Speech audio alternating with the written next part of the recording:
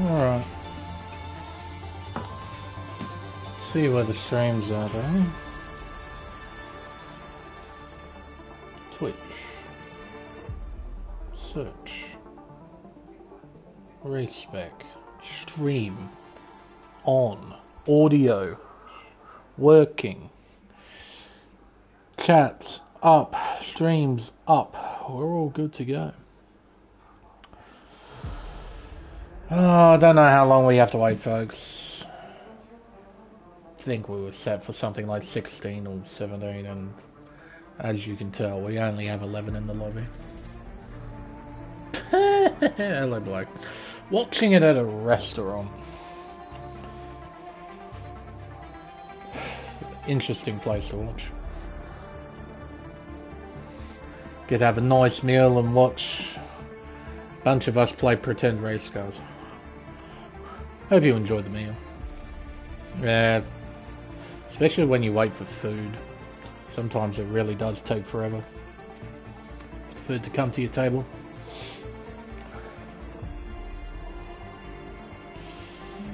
Oh, for goodness sake. Oh, you already finished OC. Fair enough.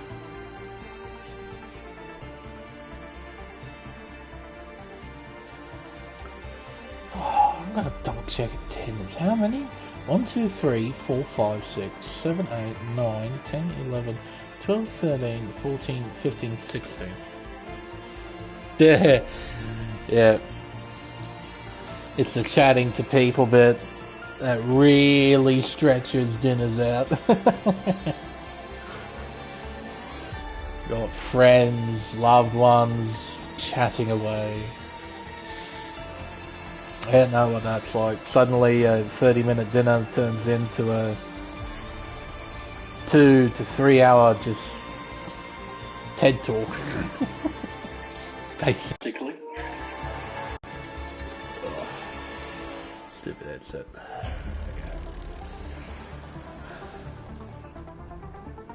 Where the hell is everyone?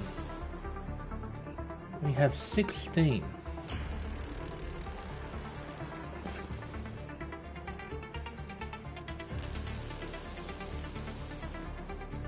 Bell's doing an update. Oh, that's grand. Excited for this race. I have a famous history with Mexico. I've never liked this track. Mexico is just, from a driving point of view, not as much from a commentary point of view. Commentary, you get some exciting races, but from a driving point of view, I've despised Mexico for some time. Just, it features one of the toughest S sections you can possibly face, where it's so easy to run wide or cut a little bit too much, and you're forced to cut a lot through there as well, which is quite annoying. And on top of that, you've got this bottleneck section at the back end of the circuit through the arena that literally serves no purpose other than to slow the cars down.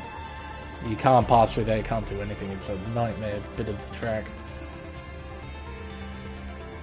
Yeah, I wouldn't be surprised, especially in qualifying, if we saw an incident or two. But yeah, I've never been a huge fan of Hermanos Rodríguez. But from a commentary point of view, I've seen a couple of pretty decent races here. So I'm not so much excited per se, I'm just sort of set and ready to go. Expecting the unexpected more than anything. In previous games there used to be a wide variety of strategies you could try and pull off. I don't really know if F123 is the same. Because yeah, in previous games you could try 2 stopping, you can try 1 stopping, and they have their pros and cons, but usually they come together towards the end of the race. But in F123, I've got no idea. I have not played this game enough to know how that's all going to pan out. Yeah. Well, that'll make two of us, Blake, then. We're in the same boat. We'll find out together. We'll find out what the decent strategy is. Where you boy is a new driver? Notice? Did Plev say anything about that? On Discord? Not that I could tell.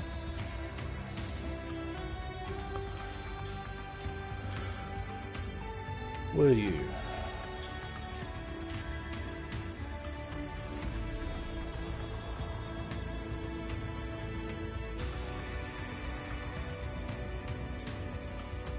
Sneaky, Matson. I think that might be everyone except Ryan Bell.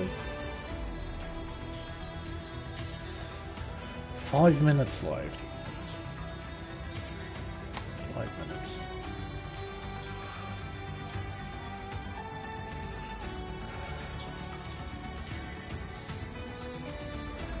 Oh.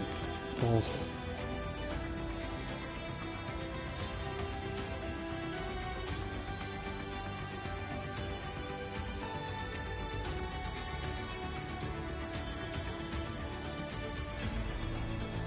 I'm going not far out.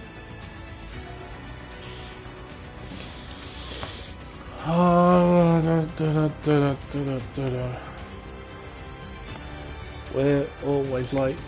We're always late. Why can't we start on time? We're always late.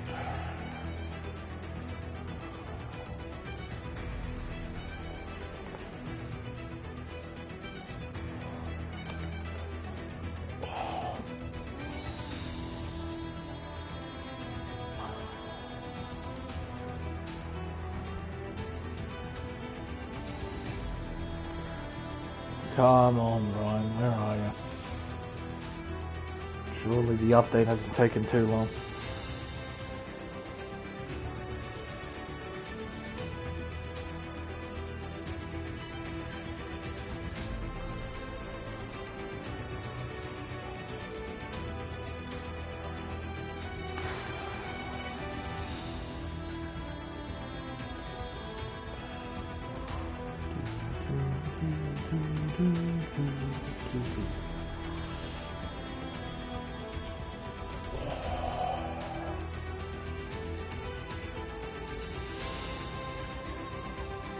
No one said anything in the Discord either. No one's talking, no one's doing anything. Do I have to ramble on about something for a few minutes? Don't know what to ramble on about. Not much happened over at Kota. Not a hell of a lot other than Lulu and Charles getting disqualified. First time in his entire career, Lewis Hamilton's been disqualified from a race. Some kind of plank irregularity. Team LH had a meltdown. Even though Crofty pointed out that not only Charles and Lewis were checked, but also Max and Lando. Those two got through inspection just fine. So, hello, KD.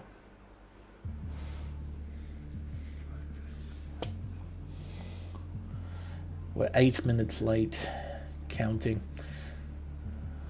No one's given the ready up signal, and there's a timer. Are we just going straight in? Or what? Matt Plevy's just unreadied himself.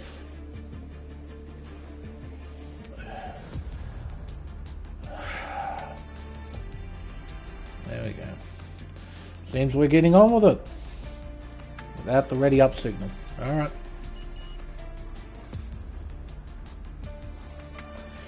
Hello everyone and welcome to round 10 of the Pacific Tier 1 Championship here on Race Spec Esports. I'm Lane Everingham, your commentator for this event, and tonight we'll be competing at Autódromo Hermanos Rodríguez for the Mexican Grand Prix.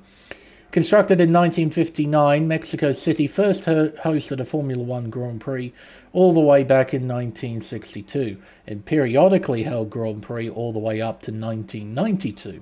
The circuit would disappear from the calendar, and it would take over 2 decades for it to return in 2015 with an updated design.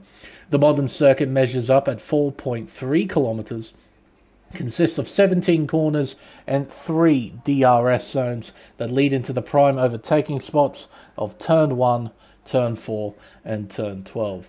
The circuit features long straightaways, high-speed sweepers and tight, twisty technical sections. As a result, a car's setup needs to be well balanced to accommodate the wide variety of features.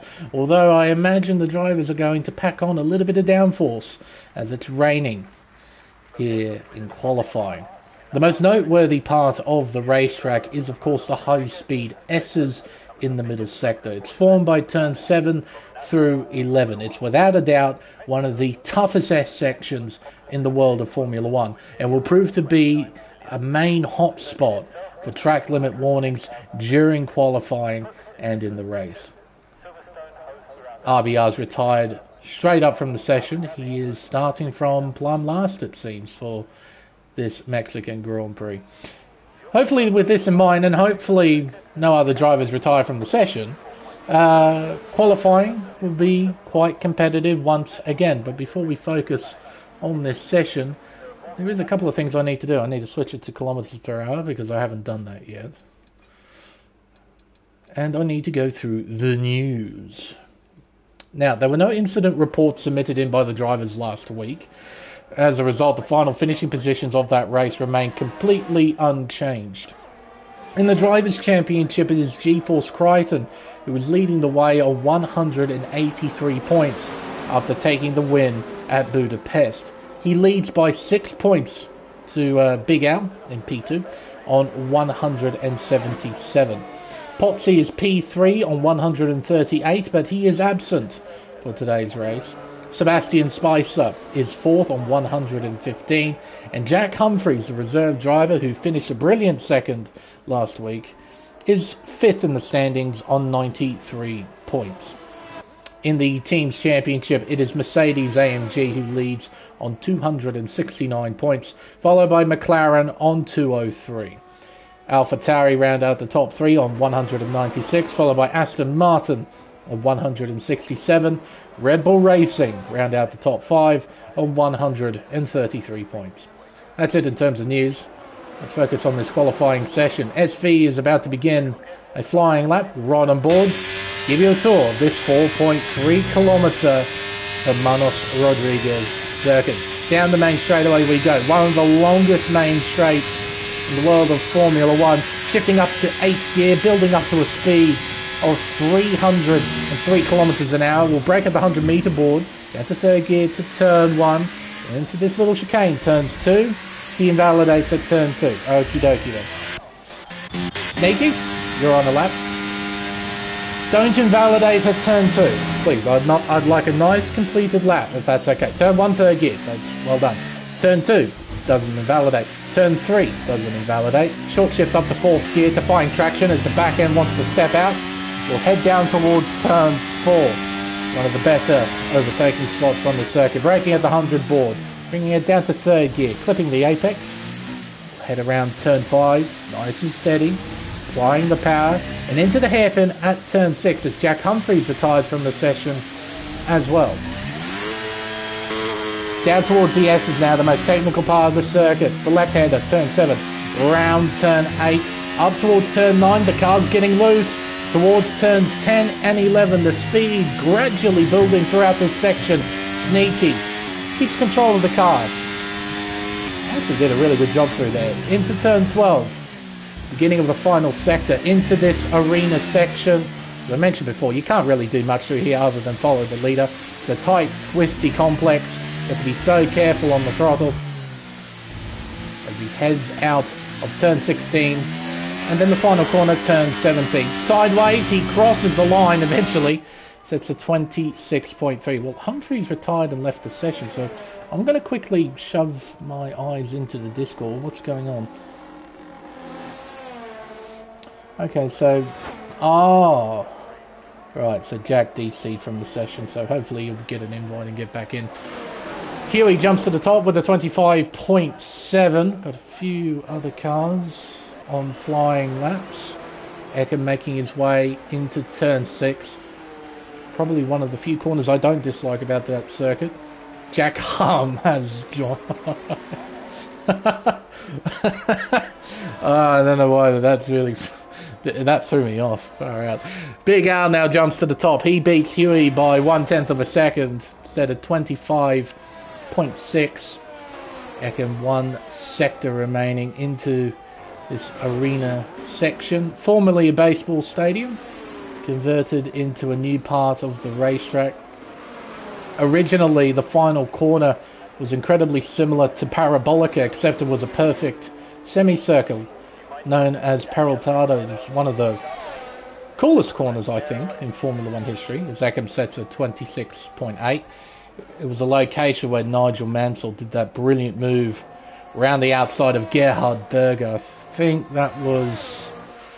I'm going to take a stab at 1990, I want to say, when he pulled that off. I could be wrong. It might have been 89. Doesn't matter. No, wait, no. Gerhard was in a McLaren. It might have been 90. Yeah, I think it was 90. Crichton crosses the line. He does a 25.343. Beats Big Al by just under 0.3 of a second. ACW reserving in the Tuesday tiers has set a 25.9. I got it out eventually. But he's just DC'd, so hopefully you'll be able to rejoin.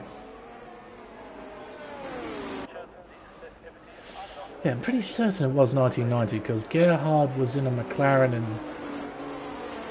Mansell was in a Ferrari. I'm pretty certain. Luke Rockford on a flying lap. ACW joined the session. Eckham jumps to the top. 24.8. So is that the conditions improving, or is that just one mega lap? Let's have a look. Big Al on 1. SV's backing off. Crichton has invalidated somewhere. Big Al to the first sector. Up by 56,000, so it's not a bad improvement considering, well, there's only 3 corners in Sector 1. Rockford down to the first sector. Sebastian Spicer beginning a flying lap. Through the middle sector now. The middle sector S is 6th gear. Back down to 5th through turn 7. Bit of understeer. He keeps it within the white lines. Car looking pretty stable at the moment. Gets through the S's quite cleanly, I'd say. Up towards the middle sector split. He's up. He's up by just over 4.5 tenths. So he needs to string together a tidy final sector, and he will be able to challenge Eckham for pole position. That doesn't help though. He completely missed turn 13. The car understeered quite a lot through there. I wouldn't be surprised if he lost time to his PB as a result. Oh, he almost lost a lot more with that mistake. He improves by a tenth. 125.518. Rockford jumps up to P3 with a 25.4. Spicer heading into the final sector is up by 1/10 of a second. That kind of improvement. He could challenge Huey, but he needs to keep control of the car, which he's just about doing. See all the new Valvoline stickers on the Aston Martin. Adds a bit more colour to the car. And Sebastian decides to bail on the lap. He goes back into pit lane. Well, Ryan Bell out on track at the moment. Looks like he's conserving battery right now. He's not on a fly. He's about to begin one though. He makes his way through the final part of the lap. Philly will cross the line backwards to not improve by 0.6 of a second. Who was that who just improved? It was Sneaky and Bell. They both improved. Sneaky's done a 25.5. Bell a 25.8. Were you boys done at 27.1? If I'm pronouncing that wrong, tell me. I'm just guessing that's how you say that. I'm not 100% certain. Got Al getting ready for a run. Rockford probably goes back into pit lane at the end of that lap. Eckham's up by 18 thousandths in the first sector. Up towards the middle sector split now for the Mercedes driver. The clock says he's down. He's well down by 0.4 of a second. So he won't improve unless it's a damn near perfect final sector. Will he just duck back into pit lane? Looks like he will. Fair play. Crichton out on track, cutting the track, getting ready for his second bout of flying laps. Big Al heading down towards turn 1. Hard on the brakes from 312 kilometers an hour. Gets it through the first corner. Doesn't touch the curb at turn 2. Doesn't touch the curb at turn 3. Is that actually faster in these conditions? Let's have a look at the clock. Has he lost time or gained time? Clock says he's down, but not by a hell of a lot. By 49 thousandths of a second. Sneaky, he has backed off. Getting ready for another flying lap attempt. Huey on a flying lap attempt, heading up towards the first sector split. He's down by 0.2. Through the S's here. Turn 10, then turn 11. Doesn't invalidate, keeps him within the white lines. Clock says to the middle sector. Al's still down. He's gained a little bit of time back. Now only 31 thousandths of his PB. Crichton's heading up towards the middle sector. Into the S's we go. And does Crichton fare through here? Turn 7, turn 8, 5th gear. Turn 9, keeping it in 5th, using a lot of the inside curb. Round turn 10, and then turn 11. Very tidy. That looked quite quick. Does the clock reflect that? It does. He's up by 57 thousandths as he heads into the final sector. Right. He's well out of the way. That'll be Huey as Reese Cohen is in the pit lane. Around the final 2 corners, turn 16 and 17. Revving the car out up towards the line. It's a 25.0. He improves by a little over 2.5 tenths. But still, only Eckham in the 24s at the moment. Big Al, he'll be going back into the pits. He's low on fuel. Rockford getting ready for a run. Sneaky's around at turn 12. Less than ideal. Huey starting a flying lap. Currently P7 with a 25.7. Through turn 1, maybe a tad bit wide there. Through turn 2, turn 3. Turn 3, not too bad. Yeah, no, doing a great job on the pad, for sure. Especially around a track like this, where the wheel tends to be better, particularly thanks to the middle sector. You need the quick reactions of the steering wheel. Try and be faster there. But of course, when the speed's reduced, thanks to the wet weather conditions, perhaps maybe the pad would be a bit stronger. Luke Rockford, I think he's just improved, perhaps? Or has he just started a flying lap? He might have just started a flying lap. Crichton's currently up by almost 0.3 of a second as he goes through the final sector. So he's looking to join his teammate in the 24s, maybe even jump in front of him. Round the final corner with the back end stepping out all the time. He crosses the line to set a 24.7. He is a 10.5 clear to his teammate in P2 who has just started a flying lap. Rockford's up by almost 0.2 in the first sector. Needs a fairly big middle sector here to try and challenge the top 2, to try and get into the 24s as Spicer jumps up to P3. Rockford's up by almost 0.2. He's looking at a low 25. He needs a big final sector here, round turn 13. You have to be so patient through this section. You have to be so careful on the accelerator. He goes around the penultimate turn, then the final turn. Up towards the line for the Alpine driver. It's a 25.003. He just misses out on a 24. Huey not on a flyer. SV's on an out lap. Eckham on a flyer. He needs to improve by a 10.5. He's down by a 10th in the middle sector. So not the best lap. Mercedes driver at the moment. See what he does here in the final sector. Nice and steady. Round turn 16. Round the final corner, up towards the line. Oh, it's an improvement by 68 thousandths. But he'll know that he lost a critical tenth of a second in the middle sector. He'll be looking perhaps to recharge the batteries, have another crack, see if he can't take pole position away from his teammate. Rockford's charging up his batteries. Spicer beginning a lap. Currently P4 with a 25.121. Down the main straightaway. Absolutely flat out towards turn 1. Building up to a speed of 313 kilometers an hour. Hard on the brakes. Down to third gear. Clobbers the first apex. Gets around turn 2. Gets around turn 3. The back end stepping out. Up towards turn 4. The clock says for the Aston Martin driver, he's down but not by much. Bit of a wiggle through turn 4. Round turn 5, nice and steady. Heads up towards a hairpin at turn 6. Third gear. Gently applies the throttle. The back end steps out. Keeps it relatively under control, but he's backed out of the lap. He's not happy with that. Not happy with that big slide. It's cost him too much time. Rockford having another go as Ryan Bell jumps up to P4. 25.1 exactly. Well, you boy retired from the session, so he'll be starting from 15th on the grid then, unless someone gets disqualified or gets a grid penalty, which is entirely possible. It has happened before. Rockford heading up towards the first sector split.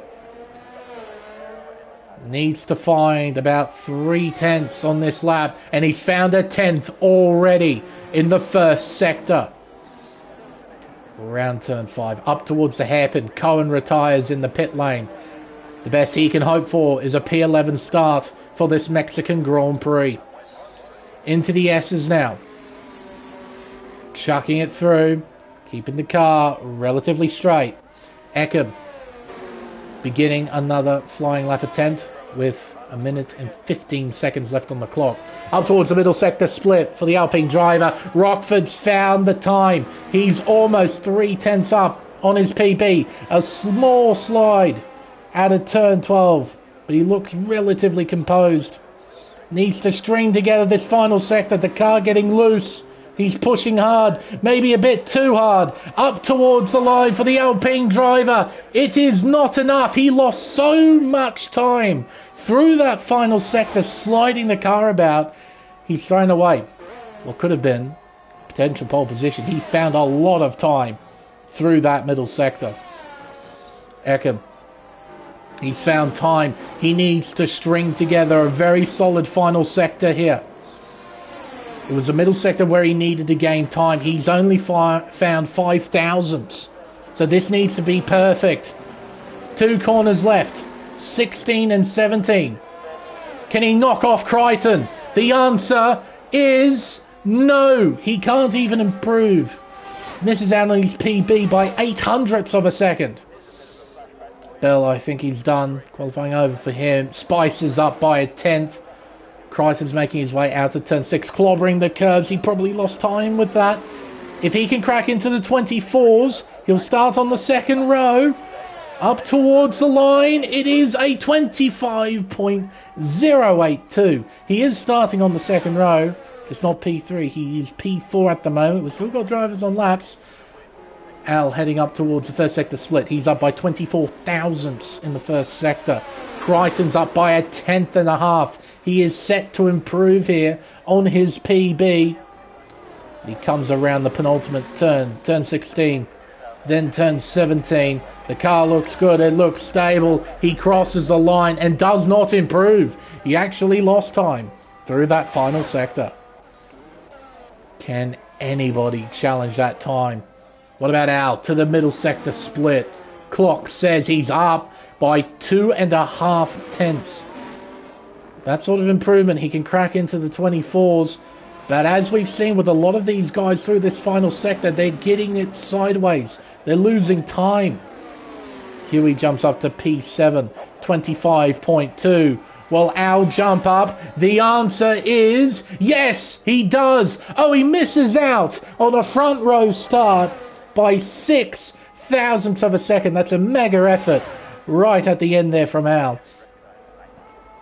And at the end of qualifying, it is GeForce Crichton who will start from pole position for this Mexican Grand Prix.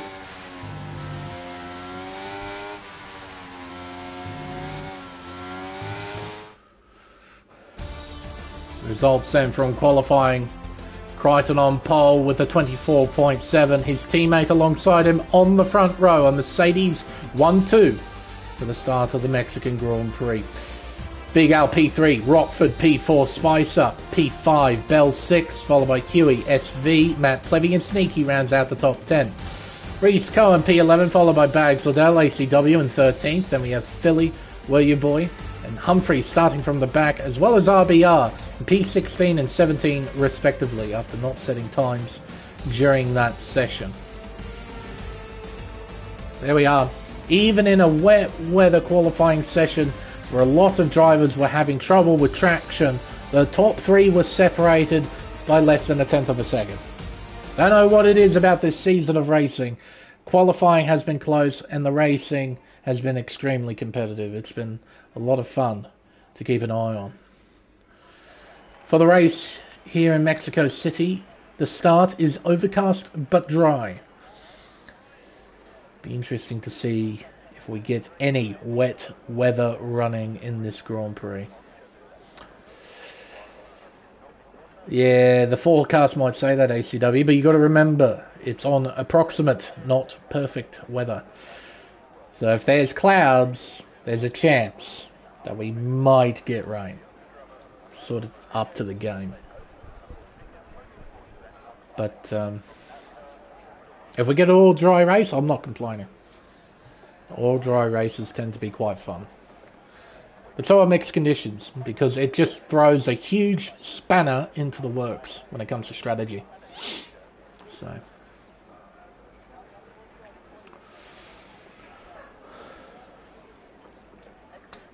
and you better prepare yourselves as well, folks. We get an awfully long run into turn 1, and we're going to see the field spread out everywhere. Here we go then, folks. We have 5 red lights. And we are underway here in Mexico City. It's a nice start from the front row. Crichton will lead Eckham, although Eckham's drawing alongside, heading down towards turn 1. Bell gets by Spicer. Look at them spread out everywhere as we head towards the opening curve. Rockford looking down the inside. He dives it in deep. So does Ryan Bell. 3 wide action and collisions aplenty between everybody in the midfield. It's Crichton who leads out of the opening chicane, and Eckham in the other Mercedes has dropped down to P5. He's ghosting through Spicer to try and gain position. He's still ghosting, for crying out loud. Midfield battles going on as we go through turns 4 and 5, up towards the hairpin at turn 6. Down the inside goes Spicer. They're battling down towards the S's now. Eckham wins the battle. He's in 5th place. What a awful start for him. Got royally shafted at turn 1, shuffled down to P5.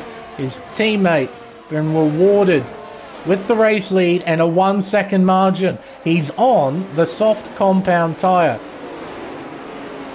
Reese Cohen, a shocking start. Oh, he's got a completely destroyed front wing. You'll have to come in and get that fixed. Crichton leading the way. But he's the only driver in the leading group who was on the soft compound tyre.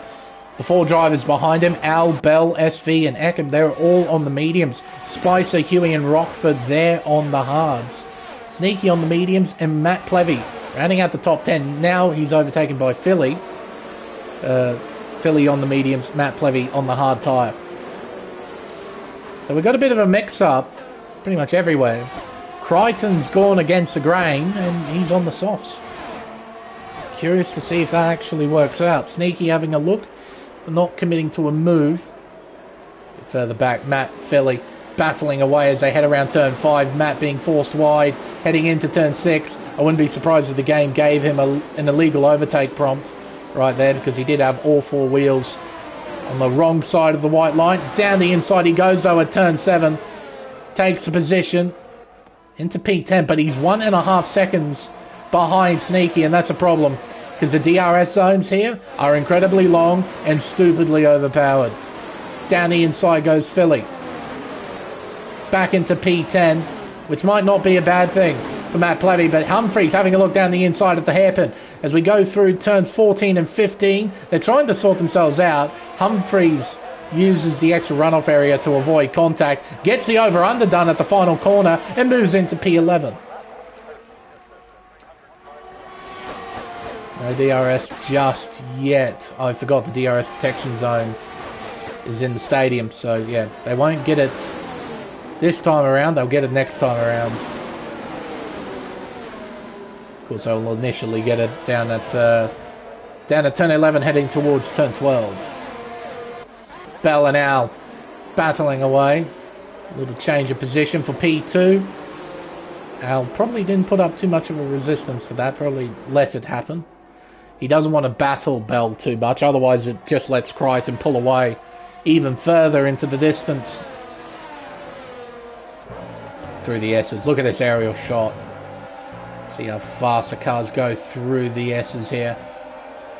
See the geography of the racetrack as well. Hello, tennis court. Tennis court nearby. And into the stadium section, where all the Perez fans are cheering on one of the Red Bulls. And booing the other one, as it turns out, after the United States Grand Prix. Big Al closing in. Now, keep in mind, gap was half a second. When that DRS slot opened, look at that. Half a second down the straight. That's how stupidly powerful DRS is. And guess what? He gets it again. There is no DRS detection zone between turn 1 to turn 3. So you get back-to-back DRS zones. Now that seems really stupid, doesn't it? Because look how long the DRS zone is. It's massive. Well, you got to remember, with Mexico City, it's the tallest Grand Prix that we go to on the championship calendar. The tallest. It sits 2.2 kilometers above sea level. It is substantially the tallest by a massive margin. What it means is the air around here is incredibly thin. That's why you see cars run really high wings in real life around a circuit like this. Because they're trying to extract every bit of downforce they can because there's so little wind around. The thing is, though, in the world of video games, that unique atmospheric condition is not replicated in the game. So what we have is not a lengthy DRS zone and minimal gains with DRS. What we get is a lengthy DRS zone that gains you half a second down a straight. It is quite ridiculous.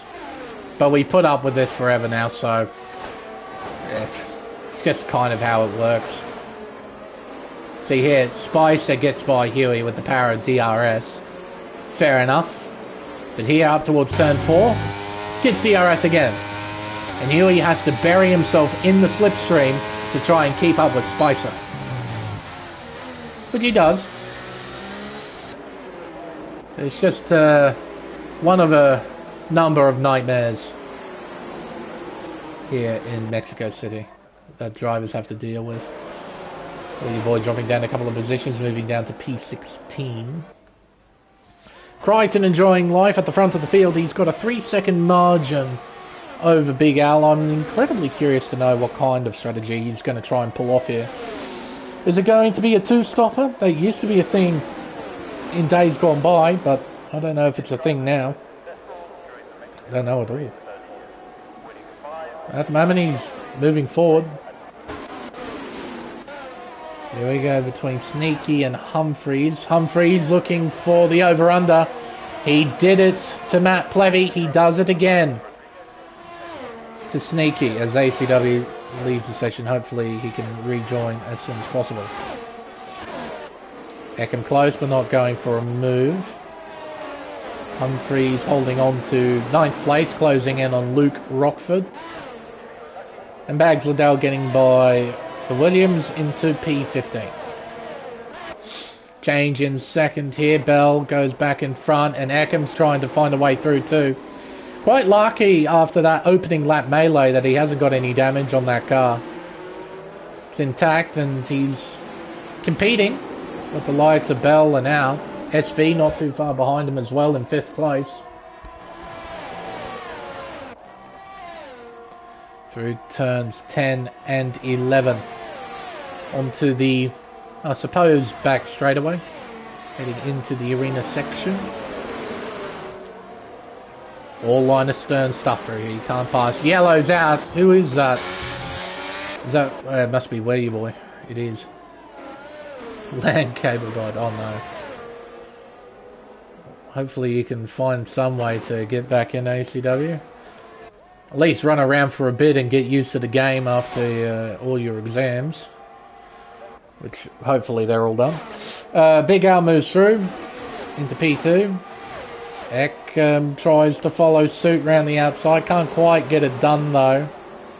Not that he'd mind. And I don't think SV minds being in this position either, as Well Your Boy has another moment at the final corner. Plevy and Philly are going at it. Philly a bit wide there, and Sneaky and RBR are closing in too. Up towards turn 4. Any dive bombs? No, everyone's just behaving themselves at the moment. Thought we might have seen one sneaky dive bomb, but no. They're all playing nice with each other.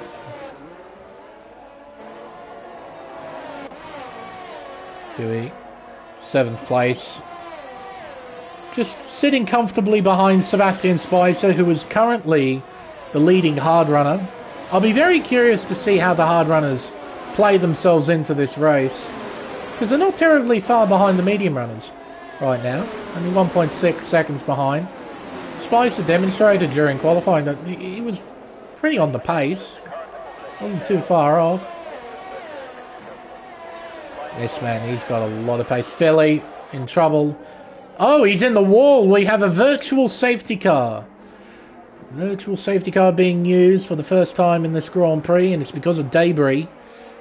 Was Philly held? We got Rockford in the pits with the front wing change as well, so perhaps Rockford got into the back of Philly, or vice versa. Not terribly sure, but I wouldn't be surprised if their incidents are directly related. So, 2 cars getting broken front wings. They're both in for repairs. But, yeah, they're a fair way behind. And it's not a safety car, so they don't gain anything out of this. So. Oh, because the game thought it was just a virtual safety car. Which is quite appropriate, because that's kind of what a VSC is for. You know, there's debris on the racetrack. Oh, we can slow the cars down, clean up the debris, and get them going again. But with this game, it's completely whacked out when it comes to deciding what is a VSC. Oh, hello. Oh my word. Both of the drivers who went into pit lane for front wing replacements have given themselves drive-through penalties. Both of them. Side by side, Humphreys and Huey.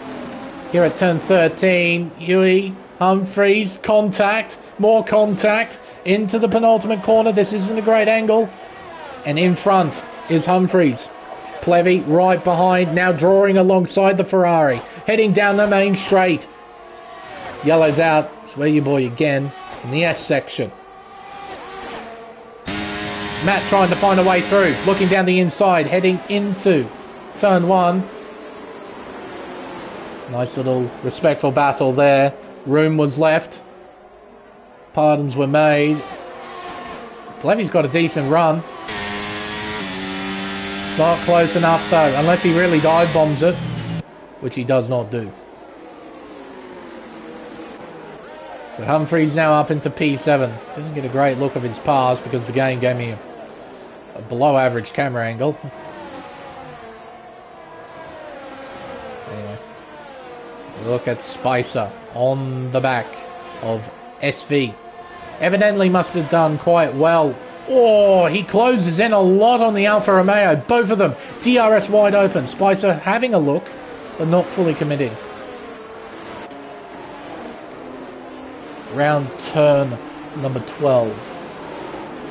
sorry, 13, then 14, then 15, then 16, around the final corner, turn 17. Those soft tyres have now dropped off. Crichton is losing ground to Al and Bell. And I'm thinking these hard tyres have switched on. Plevy getting by Huey. Spicer closing in on SV. Having a look down the inside. Dives it in. SV sees him coming. And again, a respectful battle. Sorted out pretty well. SV moves down to P6 and he's going to potentially lose another place here.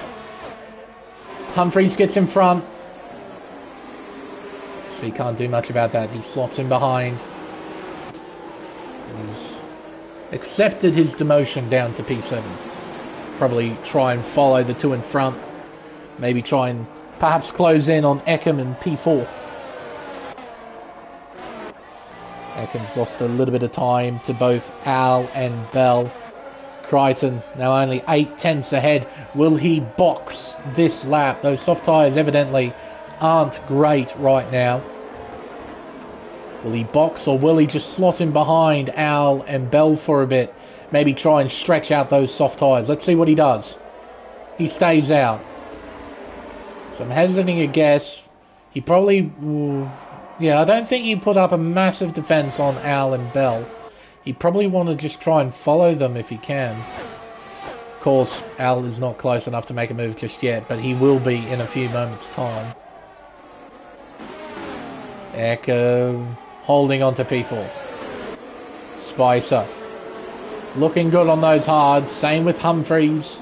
They're both looking good. Rockford into the pits to serve the drive-through penalty for speeding during the virtual safety car. Spicer's low on battery. You can tell because of the flashing lights at the back of the car. You can see as well, 11% battery. It's not a hell of a lot. Humphreys, meanwhile, on 37%. He's been able to use his battery more frugally. He's used it less, and he's made up a lot of ground. Up into P6 right now. I wouldn't expect anything else from Humphreys, to be totally honest. A lot of throttle modulation there, having to put up with the dirty air from the cars in front. It's pitched into the hairpin. What about Eckham? 24%, he's doing alright. But he's now quite vulnerable with those tyres. Crichton staying out for another lap, and he's got battery in hand, 51%. Al's got 30 odd, and Bell's got 20 odd %. DRS open on both cars, and they're going to close in quick. Crichton leaves the racing line open. Al doesn't take the racing line. He goes down the inside and takes the lead for the first time in this race. 3-car battle here through turn 1, through turn 2, and heading into turn 3. And Eckham, in the span of 3 corners, has lost 2 places. He's down to P6. And Humphreys gained the most. He gained 2 spots, passing both Spicer and Eckham. Now he's got a relatively clear track in front of him, 3.9 seconds. Bell, Crichton, side by side. And Crichton stays in front. He's not letting Bell through. Through the S's. Crichton loses time, understandably so. Using up some of the battery, heading up towards the final sector. Through here, there's not much Bell can do. Crichton, though, he's not within DRS range. Oh, he just might be. I think he might have just got it. Let's find out. On to the main straight. No DRS spot. I'm surprised. I thought he got in it. The interval certainly suggested that. Bell moves through into P2. Spicer having a look. Not committing to the move though. Huey under pressure from both Matt. Off the road is SV. Whoa! Whoa! I guess teleportation was part of Alfa Romeo's R&D over the most recent update. Because that thing teleported just about everywhere. It's now down in 7th. Apparently minus 2.2 seconds off the lead. So I have I'm guessing this is where SV is. Just everything had a little hiccup right there. Well, Bell's been able to put the hammer down as Reese Cohen retires in the pit lane. He's had enough for the day. Bell's been able to put the hammer down and close the gap up to Big Al. He's done well. Equally, Crichton has stayed within a second of Bell, so he'll get some DRS here down the main straight. Much needed DRS. It's the first time he's had it all race. Reese also leaves the session. Now Plevy getting by Huey. Huey returning to the racing line. What? A change in position. Not terribly sure what that was all about. The RS open again. Dumped all the battery. Huey lets him have it. Sneaky. Trying to be sneaky. Can't quite find a way through. Stays in P10.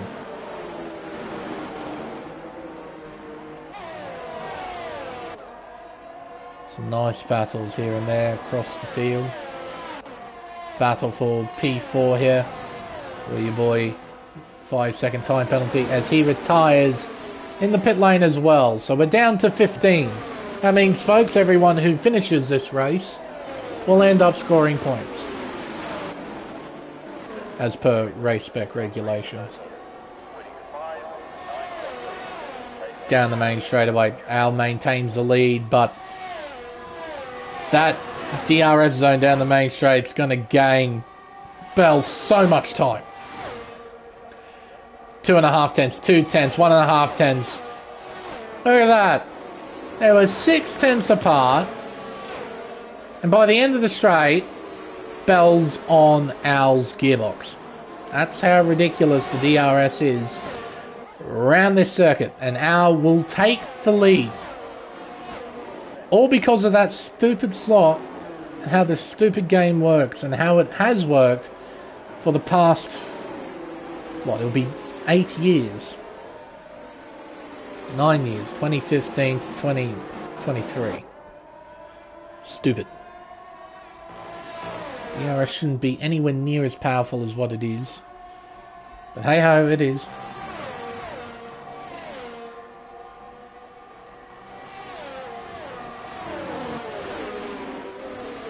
And we'll see Big Al get Bell back down the main straight. These two will probably go back and forth for a bit. Crichton, will he pit now? Yep. So he's out of DRS range. Pulls the car up. Those are mediums. So I'm guessing then he's going to try and do 21 laps on those tyres. This is very eerily similar to what he pulled off at the Hungaroring, and it worked. By not much, mind you, but it worked. The guy that was hunting him down, he's in 3rd place right now. He looks solid. But he's still 3.2 seconds behind the leading duo. And these two are Crichton's main rivals, so it's going to be an interesting dynamic, paying attention to where the medium runners pan out relative to Crichton and where the hard runners pan out relative to him as well. Because they're probably going to go onto mediums and absolutely send it in the final stage of this Grand Prix. I imagine Humphries is going to go a little bit longer than everyone else on those hards as well, giving himself really fresh tyres for the final stint, and he's going to send it. He's really good at doing that. Pulled it off at the Hungaroring last week, almost won the... Gee whiz. You see that? He was sideways in the braking zone, stepping the back out like a go-kart, and then he hit the apex. Now, if I did that, I'd fly off into the grandstand. SV coming in. Mediums to hard tyres. Same story with RBR. Lovely. Sneaky. Minding his own business. Same with Rockford, who is recovering to what happened earlier in the Grand Prix. Top two. Bell, Al. Few tenths separating them. And these two will battle each other pretty well.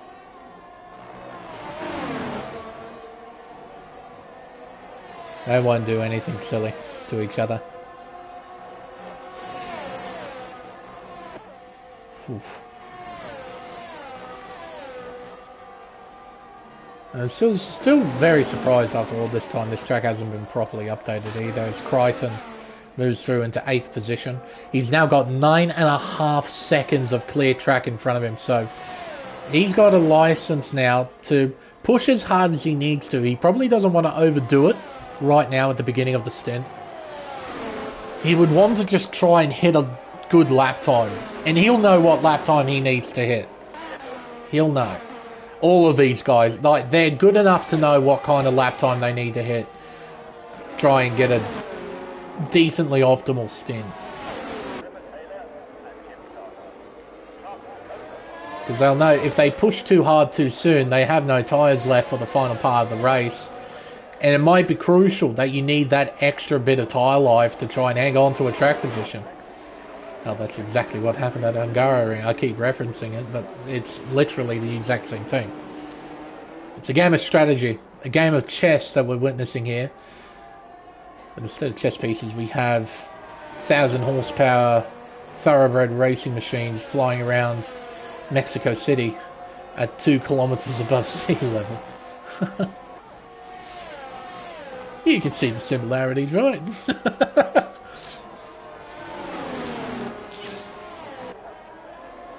But truthfully, jokes aside, this is going to be an interesting dynamic to keep an eye out for.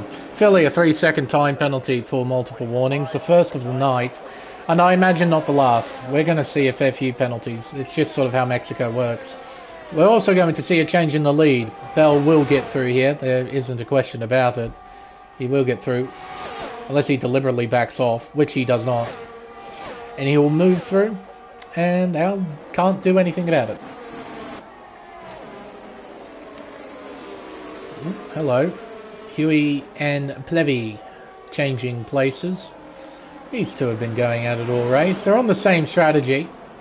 So they're genuinely fighting for track position. And they're a bit too far behind Everingham to worry about him. So just a battle between themselves. And they're battling pretty well from what I've noticed. It's been hard fought on the edge occasionally, but well, I think it's been mostly respectful from the bits and pieces I've seen. Neato little train back here, minding their own business. Oh, hello. I told you it wouldn't be the last time we see the pen, and it's a race leader who's got one. And those penalties matter. They really, really do matter. If we have an awkwardly timed safety car, those penalties completely change the complexion of the race.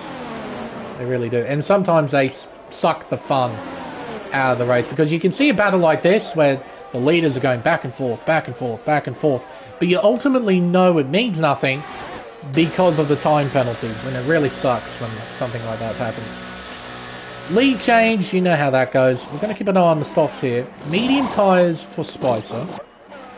What about Everingham? Front wing change. Was he driving out there with a broken front wing that whole time? If he did, that's quite remarkable. He didn't look too slow.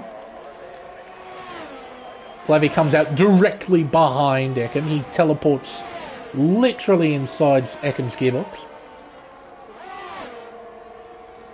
And he comes. Sneaky gets by Spicer. P7 on track.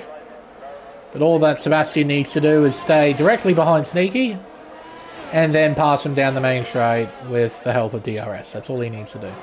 Doesn't need to panic, doesn't need to do a thing. Just let the tyres do the talking, bide your time a little bit, and then get by. He doesn't have to do anything aggressive or anything stupid. And he won't, because it's Seb. He doesn't do silly things. Most of the time. Leaders. One of them's coming in and it's Bell. Oh, and he's just He's kicked himself in the nuts, is what he's done now. So on top of the 3-second time penalty he's got for track limit violations, he's now got a 5-second for speeding into the pits. Just pushed it just a little bit too hard. In fairness to him, in defense to him, Mexico's pit lane is a tricky little bastard. It's very easy to just overshoot by that much, by a little bit, and boom, you got a pen. It comes at you pretty quick. You're better off just taking it nice and easy into the pits. I'd honestly take losing a second than gaining maybe half a tenth because I got later on the brakes in pit lane. And then potentially cop a 5-second for speeding. Bell moves through into 4th place with that overtake. With the power of DRS in those tyres.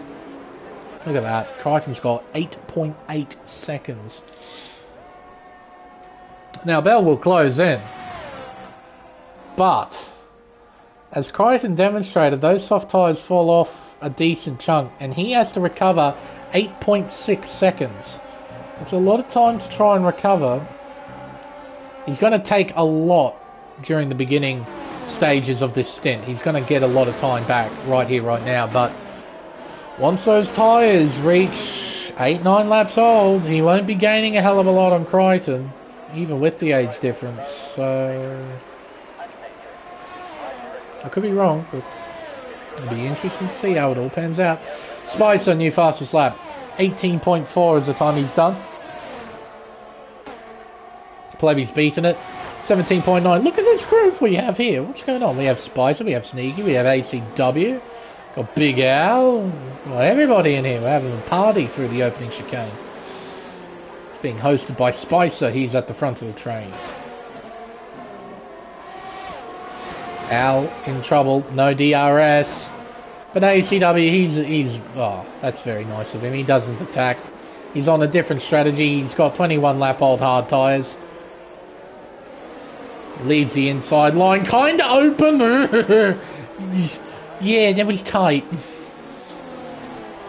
I thought ACW was going to let Jack through there. No, he turned in for that apex. And thankfully they both got through. Oh, Sneaky's wide. Al drawing alongside, getting in front now. Moves through into 4th. Down the inside goes Humphries. He sends it in deep at turn 13. And again, using the full width of the circuit there. I've seen him do that a couple of times to open up the final corner, and he moves through into 5th. He's on medium tyres as well. Didn't bother pitting for softs. SV gets by his teammate. Well, Sneaky getting back by. Humphries out of battery. He can't battle the Red Bull. Red Bull takes the position back. Will we see a sneaky little dive bomb here at turn 4? Sneaky covers the inside line. Humphrey's going to try and create a hole here. Dives it in. Sneaky leaves room. Round turn 5, they leave each other just enough room. Well, as much room as you can give through that section. It's really tough. And they get through the hairpin.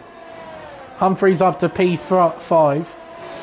Not the greatest scrap in the world. He wouldn't have enjoyed the fact he's now 1.3 behind Al, but he's still in the fight. That's what matters most.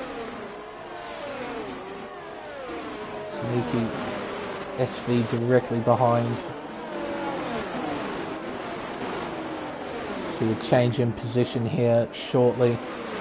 Bell has closed in on Crichton. The gap has shrunk to 4.9 seconds, but as the laps progress, that gap, it won't be coming down as quickly.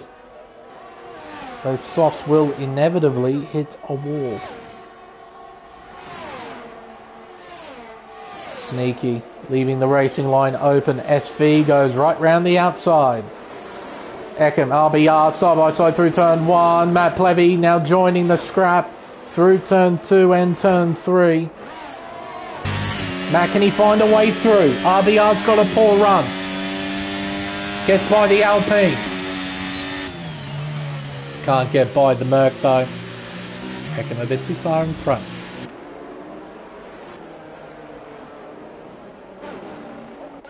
Been a nice race so far. Plenty of on-track battling.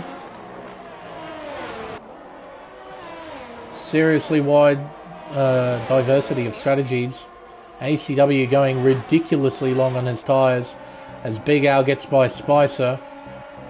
So Al up to third. Spicer won't mind that. He'll recognise that Al's on the softs. Might as well let him in front. Let him charge up to Bell as Matt Plevy goes down the inside of ACW. That was a very respectful bit of driving there from ACW. Left that racing line wide open. I think he's coming in. He is. Get off those hard tyres. Want something a bit fresher, a bit faster, a bit softer. Plevy with no battery, but with the sheer power of DRS, moves through into PA. That demonstrates everything. Okay, he has no battery, so he can't use overtake. He can't even use standard battery mode. That's just raw horsepower from a 1.6 litre turbo. And with DRS, and he's still able to pass. That's how stupid broken DRS is here. Humphries, Spicer changing positions. So Humphries moves through into fourth. Spicer up to fifth. The gap at the front has shrunk down to 2.8 seconds now. 5% battery left in Bell's car. With Crichton, it's 24. Plevy gets by Sneaky. Sneaky gets dropped down to P9 as Eckham finds a way through. DRS open. RBR under pressure here from Huey, who closes the gap. Looks down the inside. Goes through into 10th place. He'll try and hunt down the three cars in front. Join the battle. Perhaps try and gain a few places. Round the final corner onto the main straight. Eckham with DRS open. Matt Plevy closing the gap. Humphries moves up to third. Eckham up to seventh. Humphries now has almost 5 seconds of clear track. Try and close the gap up. Yellow's out. It's Philly who's retired in the pit lane with 11 laps to go. He's done for the day. Down to 14 cars.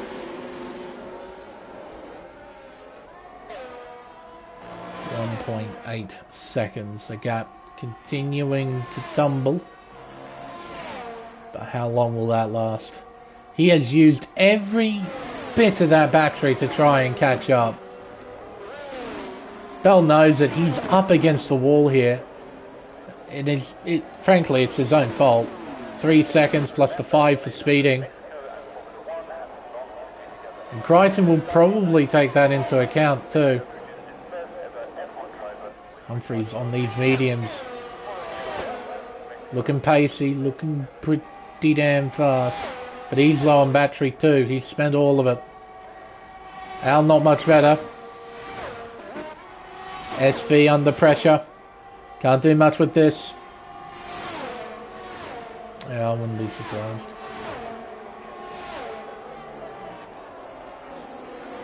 Don't worry about it. Just don't touch it. Sterling leaves the session. Fair play. Matt Plevy trying to go around the outside. Moves in front. Tidy move there. Not much SV can do about it. Al now following Humphries. Half a second separating these two, and Al, he'll try and latch on. Let Humphries do the work, try and catch up to the top two. Now Al's got some DRS coming up soon. It'll help him as we come out of the stadium section. Around the final two corners and back onto the main straight. Finally, says Ryan Bell. Get some assistance. What's your speed difference? 299, 316, 318, 302, 321. Yeah, that's a speed difference right there. SV in the pits. Going for a two-stop strategy, it seems. Down towards turn 4.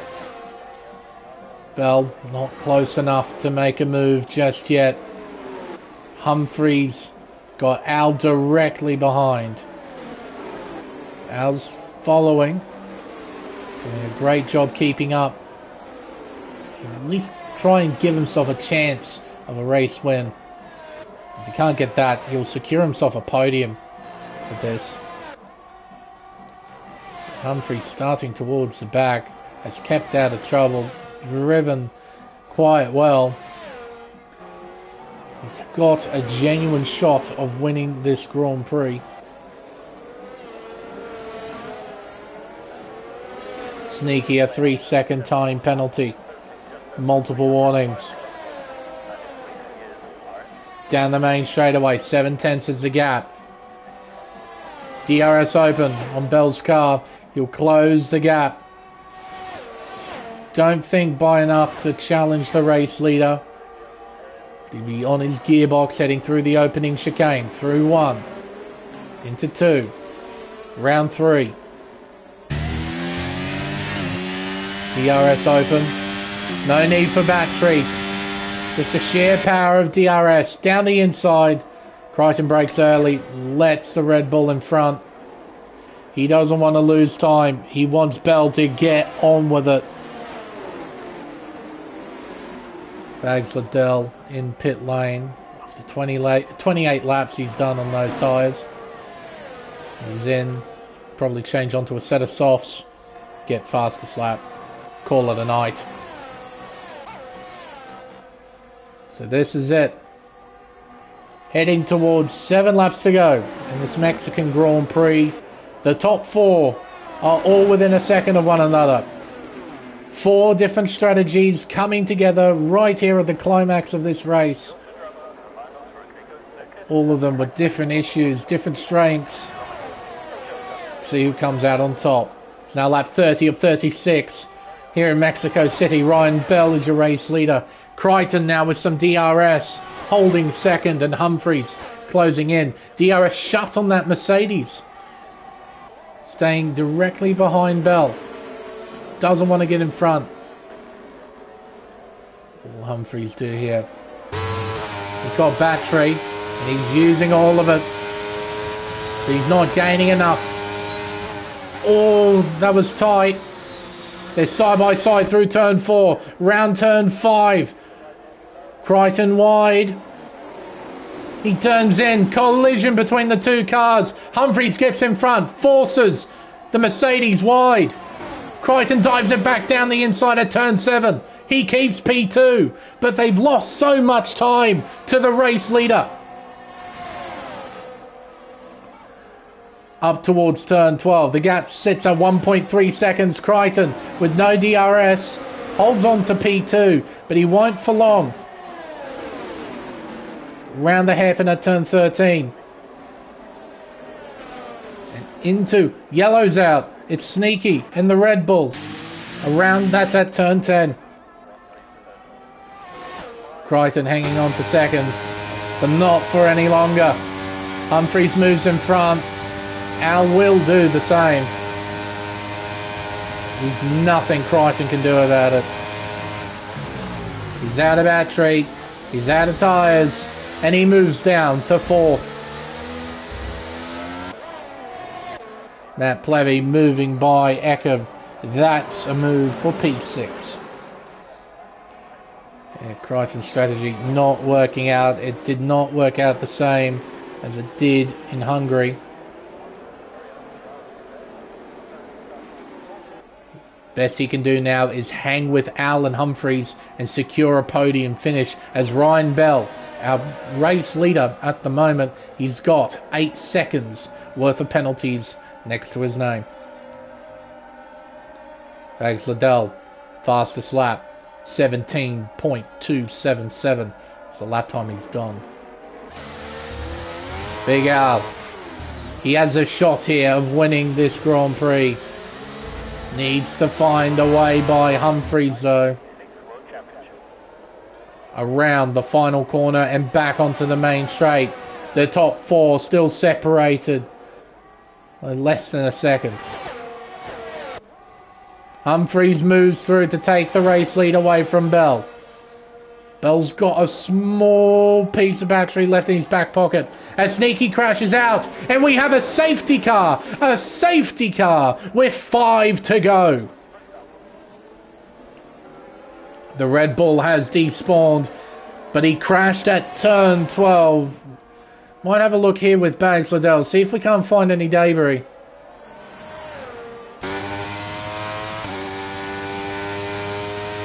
Have a look. I can't really see anything. There we go. We are down to 13 cars. I figured he did, ACW.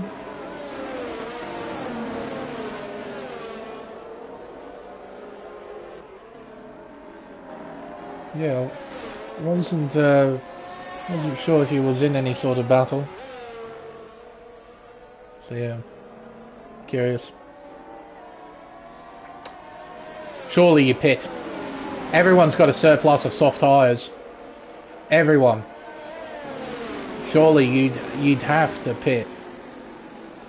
Considering the age of these tyres as well, they're going to have no pace when the green flag drops, even with 2 laps to go. The leaders are coming in. You have to. Oh, Ryan Bell damn near overtook Humphries. Vettel style.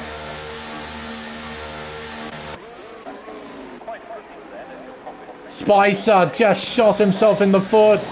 Big time. 5-second penalty for speeding in the pit lane. And Bell serving that 5-second time penalty now comes out behind Crichton. This was the stroke of luck that Crichton was looking for. He had nothing on those old set of mediums. Now he has an opportunity to go for the race win. Bell, well, he's in a better position now with only 3 seconds next to his name. But it's still going to be tough to try and win this race. Podium, potentially on the cards. Race win, yeah, tall order. Sebastian's put together a fine race and he finally made a mistake, and it's a painful one. That 5-second penalty is really going to kick him in the nuts when the green flag drops and then the checkered flag is waved, because the field is still going to be pretty bunched up by the end of the race. So yeah, those 5 seconds are going to hurt quite a lot. But I guess at the end of the day, if you've made a mistake, you made a mistake. If it's a game glitch, then that's really bad luck and completely unsurprising, because this game's just a bag of garbage. But yeah, if you make a mistake, you make a mistake. It is what it is. In this case, then, we don't need the tyre graphic anymore. We'll have a look at everything else, shall we? Position changes. Yeah, the guy at the top of the totem pole is driven pretty damn well. From 16th on the grid, Jack Humphries is leading and has every opportunity to try and win this race. Big Al in P2, decent qualifying, starting in the top 3.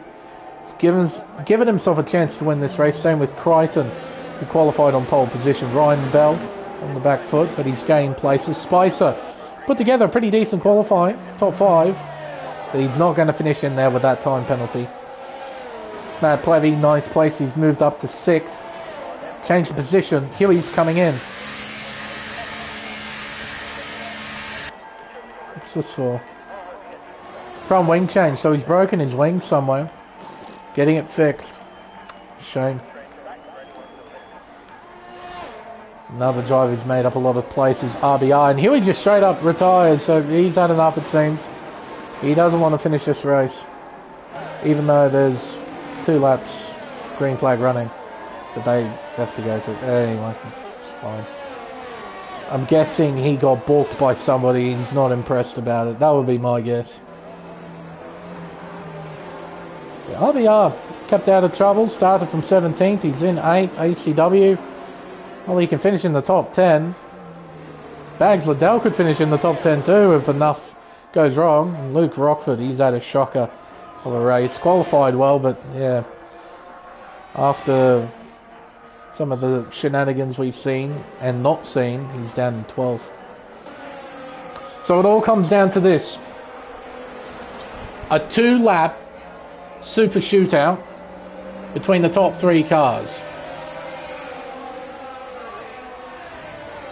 Humphries, Al, and Crichton, 3 of the best drivers in this oceanic region, are going to duke it out for 2 laps here at Hermanos Rodríguez. Humphries has got the track position, and he's going to make that Williams the widest damn thing we've seen all night.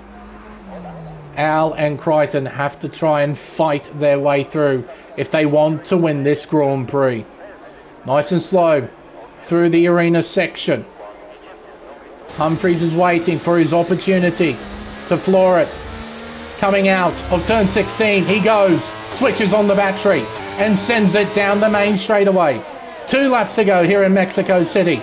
The gap is 4.5 tenths of a second, and it is shrinking thanks to slipstream. There won't be any DRS to help any of these drivers. If they want to try and pass, they got to do it the old-fashioned way. Through turn 2, round turn 3, up towards turns 4 and 5. The gap's still sitting at about 4.5 tenths. Humphries has got the clear track. He needs to maximise the middle sector. Try and build a margin to Big Al. Can't afford to make a mistake now. Not at this crucial stage of the race. Spicer, Plevy, battling away out of turn number 6. Heading down towards the S's. Chucking it through. Everingham gets a 3-second for multiple warnings. The gap's now sitting at 8 tenths of a second. Al's losing ground. Crichton's still close. But I feel like his opportunity for a race win is slowly slipping away, corner by corner. Plevy and Everingham change places. Plevy up to P6. Everingham fighting back down the inside as we go through the stadium section. Into the wall, I think, there for Everingham. I think it was forced into it by Matt. Wasn't terribly sure. It was very tight, though, through that corner. And I did hear a thud. 1 second now, the margin. I think the best that Al and Crichton can now fight for is for P2. Al has just not done good enough, I'm afraid, to keep up with Humphries. Humphries has nailed it. Or tried to get through at turn 2. Couldn't make it work. Up towards turn 4. Dumping whatever's left in that battery. Bell trying to have a look around the outside. He'll try and get in front of Crichton, and that might be his chance for P2 out the window. Right there, and then Bell fighting away is ultimately meaningless thanks to the 3-second time penalty, unless of course he can find some way to get it removed. The gap's sitting now at 1.9, now 2 seconds. Humphries has bolted off into the distance. It's been a perfect couple of laps, completely mistake-free so far. Only 1 sector remains for the Williams driver as the confetti flies in the stadium section. Out of here we go. Bell trying to get in front, trying to take P3 on track. It'll be Jack Humphries who wins the Mexican Grand Prix. Al second. It'll be G-Force Crichton who finishes third. Matt Plevy fourth. I believe that was RBR rounding out the top 5.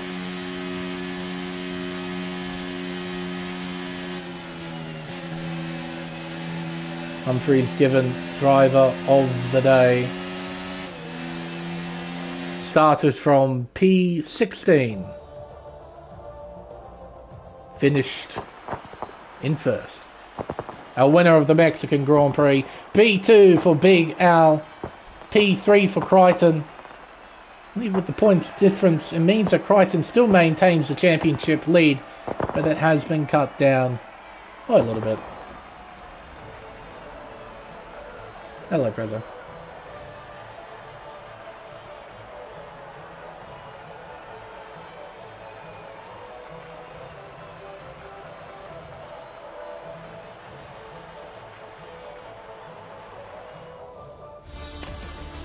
The unofficial results then of the Mexican Grand Prix. Jack Humphries is your race winner with fastest lap as well. A full complement of points for the reserve driver. As Big Al comes home in P2, Crichton in P3. Yeah, so I believe with how the points work, means that the gap between the top 2 has been cut down to 3 points. From 6 to 3. Matt Plevy P4 followed by RBR, then ACW, SV in 7th, then Bell down in 8th, Everingham 9th, Sebastian Spicer rounds out the top 10. P11 for Bags Liddell, then Luke Rockford, our final finisher. Huey, Sneaky, Philly, Where Your Boy, and Reese Cohen, all retiring from the Grand Prix. So there we are. Another race in the books. A dramatic ending. 2-lap shootout. Ultimately resulted in Humphreys taking the win after an unfortunate qualifying where he couldn't put a lap in. Again, kicked him out of the session and it retired him at the same time. So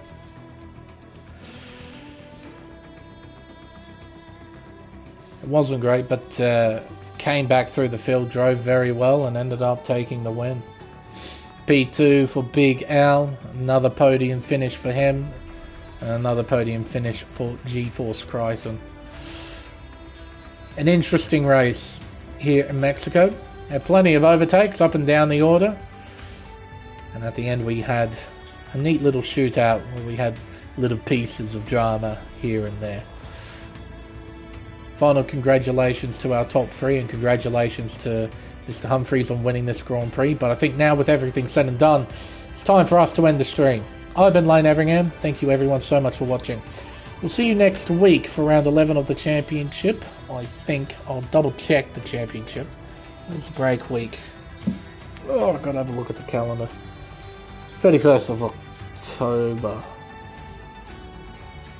We've got a break next week. Alright, we won't see you next week. I'm glad I checked the calendar. We'll see you in 2 weeks' time, in a fortnight's time, for round 11 of the championship. And what a race we're going to have at Autódromo José Carlos Pache, better known as Interlagos, for the Brazilian Grand Prix. It's going to be quite potentially the best race of the season. We'll just have to wait and see. Until then, folks, it's goodbye.